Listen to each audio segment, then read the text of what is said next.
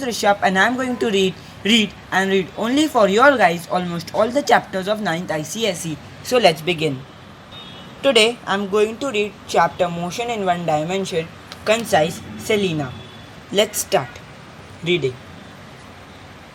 Scalar and vector quantities. The quantities which can be measured are called physical quantities. Physical quantities are classified into the following two broad categories: scalar quantities or scalars and vector quantities or vectors.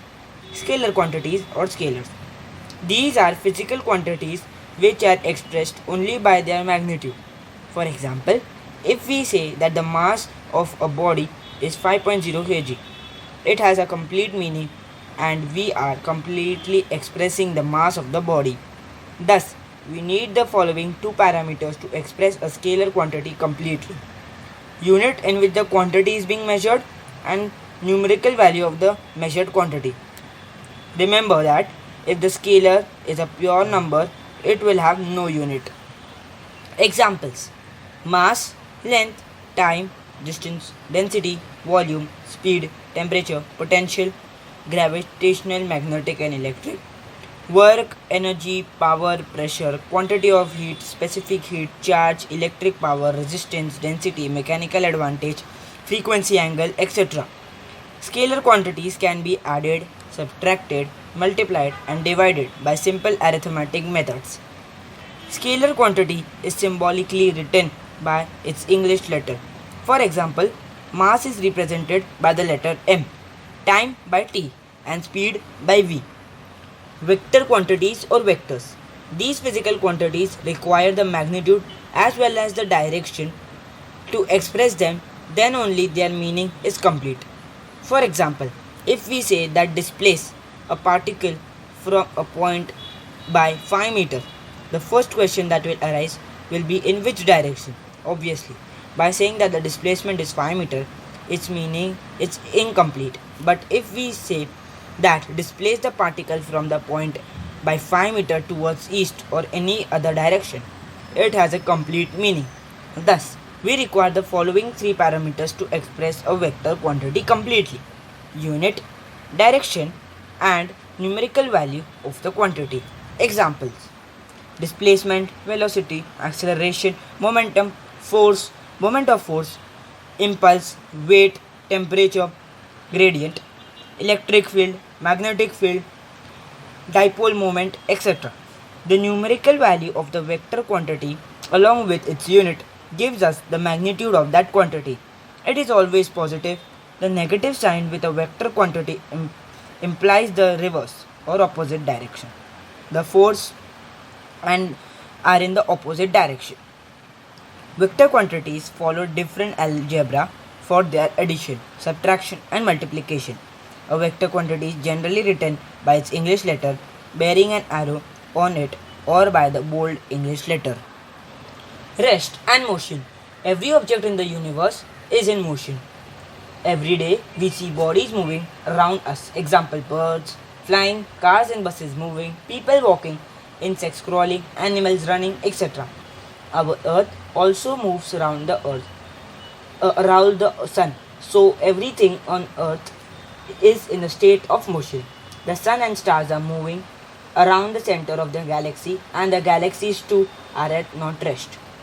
Although nothing is at rest, we often say that a stone lying on the ground is at rest because the stone does not change its position with respect to us. Similarly, if we are sitting on a railway platform and look at the tree nearby, we say that the tree is at rest because it does not change its position with respect to us. But when we see a train leaving the station, we say that the train is in motion because it is continuously changing its position with respect to us.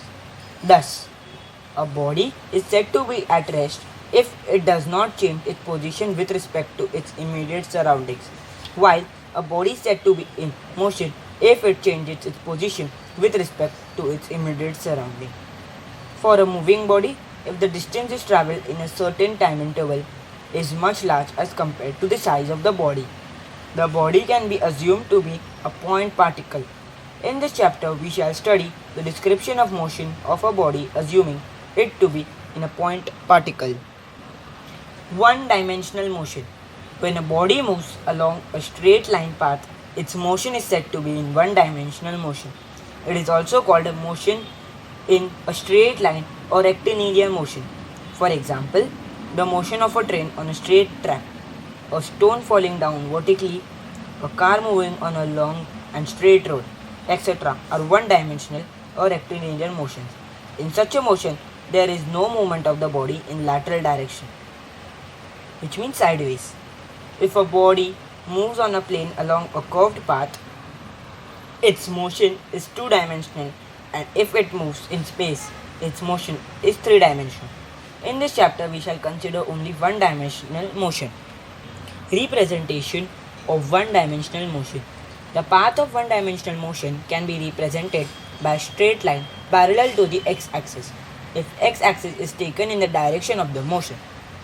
Each point on the straight line represents the position of particle at different instants. The position of a particle at any instant t is expressed by specifying the x-coordinate. At that instant, as the particle moves, its x-coordinate will change with time. The position of a pebble measured from its starting point, falling freely and vertically downward at different instants, is given in the table below. The motion of the pebble can be represented by choosing a proper scale for x on a straight line along x-axis as shown in figure 2.1. Distance and displacement. Consider a body moving from point A to a point B along the path shown in figure 2.2. Then the total length of path from A to B is called the distance moved by the body, while the length of the straight line A to B in direction from A to B shown by the dotted line is called the displacement of the body. Distance. The total length of path through which a body moves is called the distance travelled by it. The distance travelled by a body depends on the path followed by the body. It is a scalar quantity. It is generally represented by letter S. Unit. The SI unit of distance is meter and CGS unit is centimeter. So that's it for today, guys. We'll continue the ahead of the chapter in part 2. Thank you.